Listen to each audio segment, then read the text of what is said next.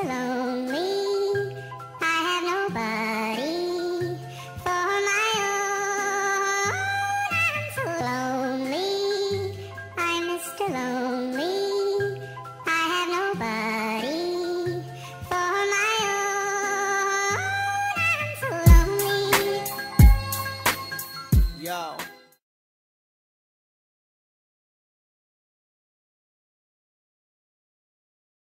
Vamos conhecer um pouco sobre a história da pilha. Tudo começou com os estudos de Otto von Guericke, no século XVII. Este foi o inventor da primeira máquina de eletricidade. Na segunda metade do século XVIII, Luigi Galvani começou a pesquisar a movimentação terapêutica da eletricidade. Ele concluiu que os músculos armazenavam energia e os nervos conduziam a eletricidade.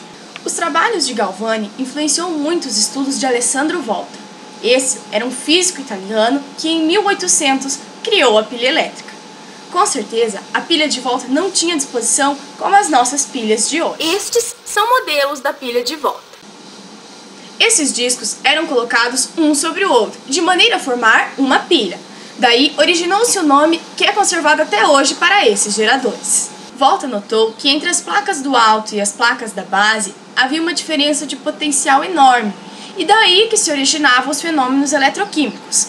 Esse foi o ponto de partida para a criação das nossas pilhas de hoje. Em 1836, o químico inglês John Frederick Daniell modificou a pilha de Volta.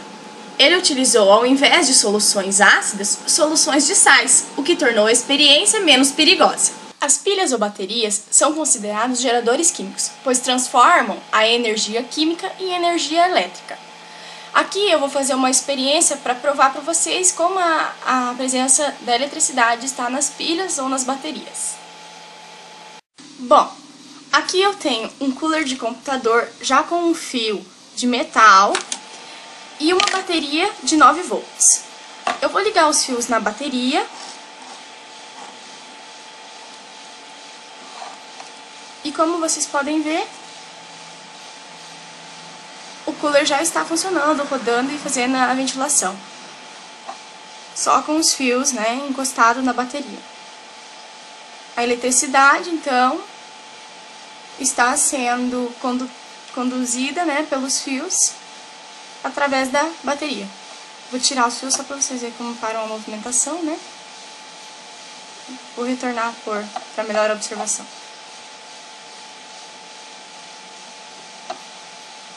Bom, agora fiquem com a pilha de Daniel com o aluno João Paulo. A história da pilha foi resumida. Obrigada.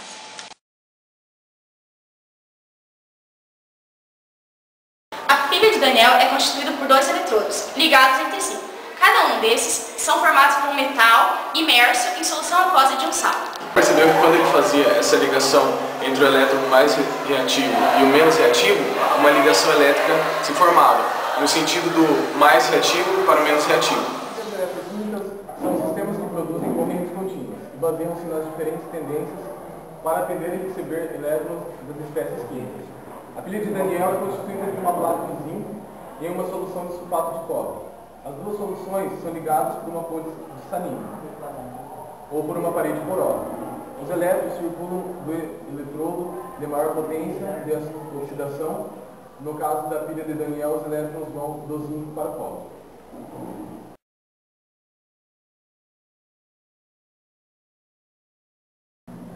Potencial de redução é a capacidade de gerar elétrons. Se a substância perde elétrons, diz-se que seu potencial em redução é negativo, o valor igual ao da diferença gerada em condições normais, ou seja, uma atmosfera a 20 graus Celsius e uma concentração de 1 molar. Se a substância ganha elétrons, seu potencial de redução será positivo. Toda pilha possui um potencial, ou seja, produz uma voltagem com esse potencial medido na pilha. E a partir de que o potencial de uma pilha é maior que zero. Restante no termo de potencial negativo, a reação não ocorre simultaneamente. Quando maior for o potencial positivo, maior será a escassa da pilha. O potencial elétrico de uma pilha é a sua capacidade de deslocar elétrons através de circuitos fechados externos, que podem realizar trabalho. Essa capacidade é denominada potência, ou DDP, que significa diferente potencial entre os polos.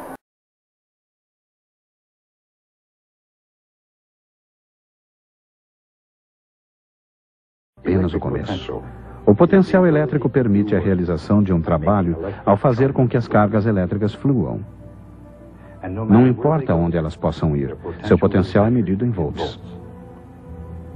O potencial elétrico é dado em volts, que corresponde ao trabalho em joules, necessário para deslocar uma carga em coulombs. Logo, temos que um volt igual a um joule sobre coulomb. Além da diferença de potencial elétrico nas pilhas, há um outro fator importante, que é a sua potência. As pilhas de bateria são geradores químicos portáteis de duração limitada. Existem pilhas que possuem o mesmo potencial, mas são de tamanhos diferentes, como as pilhas de 1,5 volts. A diferença entre essas pilhas está no potencial que fornece. Por isso, uma potente lanterna pode não acender adequadamente se usar pilhas diferentes das recomendadas. O potencial elétrico de uma pilha pode ser determinado de duas maneiras básicas, experimentalmente por meio de aparelhos chamados volímetro ou teoricamente por meio de cálculos a partir de potenciais das semi-reações envolvidas. O potencial elétrico de uma célula eletroquímica é medido por um volímetro, que indica o DDT da pilha.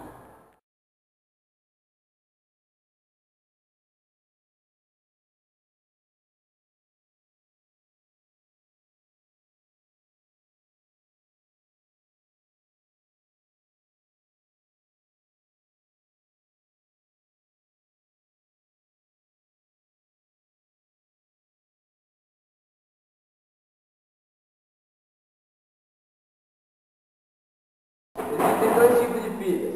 A pilha primária, que é a reação química destrói os eletrodos que não podem ser recarregados. A pilha secundária, que é a reação química altera os eletrodos e os eletrólitos que podem ser recarregados. Tipos de pilhas e baterias. Baterias de pilhas alcalinas, bateria de chumbo que tem como componente básico o chumbo e o ácido sulfúrico. A pilha de lítio surgiu com o aparecimento de microcircuitos. A bateria de níquel, cadmio ou NiCd, inventada no século XX, a bateria níquel hidreto metálico, que existe um número maior de cargas e recargas e é 20% mais potentes que a de NiCd. A zinco-ar são as mais recentes para o armazenamento de energia. Ela pega o ar, o oxigênio e reage com o zinco, produzindo a energia. E a bateria de gel, que substitui a de chumbo e tem mais duração. Eletrólise é o processo de indução de reações químicas de oxidação e redução, não espontâneas, pela passagem de corrente elétrica em soluções iônicas ou em sais fundidos. É o processo no qual se utiliza a eletricidade para que reações não espontâneas aconteçam. O processo de eletrólise é uma reação de oxirredução, sendo, portanto, um fenômeno físico-químico não espontâneo. A palavra eletrólise significa decomposição por eletricidade. Em muitos casos, dependendo da substância a ser eletrolizada e do meio em que ela ocorre, além de formar elementos, ocorre também a formação de novos compostos. Dependendo do tipo de eletrodo e do modo de obtenção dos íons que constituem o eletrolito, que é uma solução contendo íons, as soluções que ocorrem no processo eletrolítico são diferentes. É um processo muito utilizado para a obtenção de diferentes materiais e substâncias. Por isso, existem diferentes tipos de eletrólise. As mais conhecidas são a aquosa, como o próprio nome diz, ocorre em água, e a ígnea, ocorre em material fundido, sendo muito utilizada para obter metais, a partir da fusão de seus minérios. Esse processo de redução consome grande quantidade de energia, e o metal que mais consome essa grande quantidade de energia é o alumínio, que está presente no minério de bauxita. Eletrólises são realizadas em células eletrolíticas, semelhantes às pilhas, que também constituídas por eletrodo, par de eletrodos, o catodo, que é o polo negativo, e o anodo, que é o polo positivo.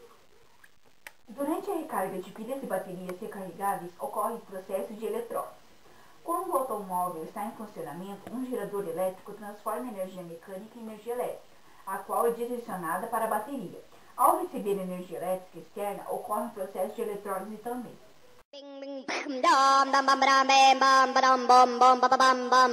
What's going on?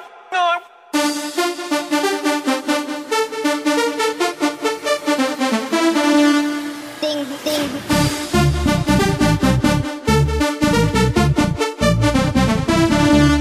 Bam, bam.